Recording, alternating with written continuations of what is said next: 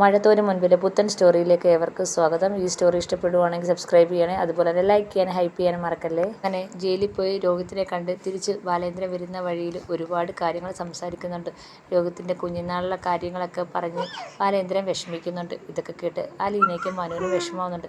അവരെ ആശ്വസിപ്പിക്കാനൊക്കെ നോക്കുന്നുണ്ട്. എന്നാലും ബാലേന്ദ്രൻ്റെ മനസ്സ് ശരിയാവുന്നില്ല. അങ്ങനെ വീട്ടിൽ വരുമ്പോൾ തന്നെ ബാലേന്ദ്രൻ നേരെ റൂമിലേക്ക് പോവുകയാണ്. അപ്പം മനു ആണെങ്കിൽ അലീനയുടെ അടുത്ത് പറയുന്നുണ്ട്, അങ്കിളിനെ ഒന്ന് ശ്രദ്ധിച്ചോണം. രോഹിത്തിനെ കണ്ടതോടെ അങ്കിളിൻ്റെ മനസ്സ് നന്നായിട്ട് നൊന്തിട്ടുണ്ട്, ഒന്ന് നന്നായിട്ട് ശ്രദ്ധിച്ചോണം എന്ന് പറയണം. അപ്പോൾ അലീന പറയണം, മനുവേട്ടൻ പറഞ്ഞില്ലെങ്കിലും ഞാൻ അച്ഛൻ്റെ കാര്യങ്ങൾ നന്നായിട്ട് നോക്കും.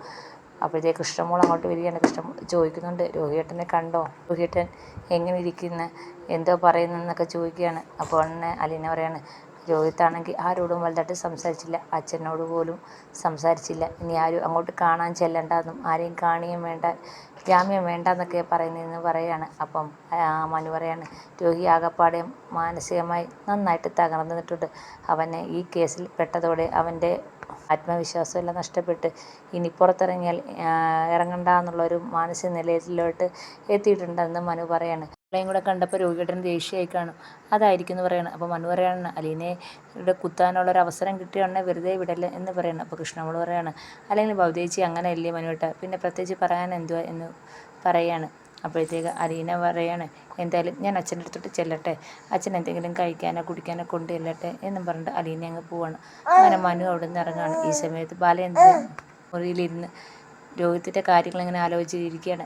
രോഹിത്താണെങ്കിൽ പറഞ്ഞ കരീനി എനിക്ക് ആരെയും കാണണ്ട, ആ ജയിലിലുള്ള ഒരവസ്ഥ, രോഹിത്തിൻ്റെ കാര്യം ഇങ്ങനെ ആലോചിച്ച് ടെൻഷനോടെ ഇരിക്കുകയാണ്. അപ്പോഴാണ് അലീന അങ്ങോട്ട് വരുന്നത്. അലീന വരുമ്പോൾ ചോദിക്കുന്നുണ്ട്, അച്ഛൻ ഇപ്പോഴും രോഗിയെക്കുറിച്ച് ആലോചിച്ചുകൊണ്ടിരിക്കുകയാണെന്ന് ചോദിക്കുകയാണ്.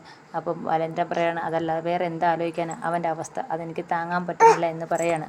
എങ്ങനെയെങ്കിലും പുറത്തിറക്കണം, ഇപ്പോൾ തന്നെ അവൻ്റെ മാനസിക നില തെറ്റിയിരിക്കുകയാണെന്ന് ബാലേന്ദ്രൻ പറയാണ്.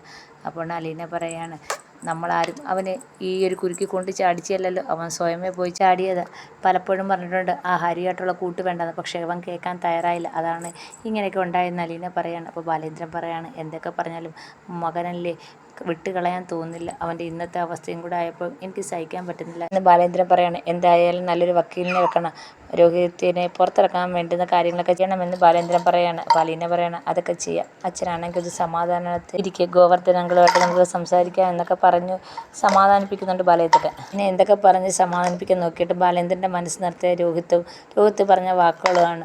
രോഹിത്തിൻ്റെ ഇപ്പോഴത്തെ അവസ്ഥ ബാലേന്ദ്രൻ ആകെപ്പാടെ തകർത്തിട്ടുണ്ട്.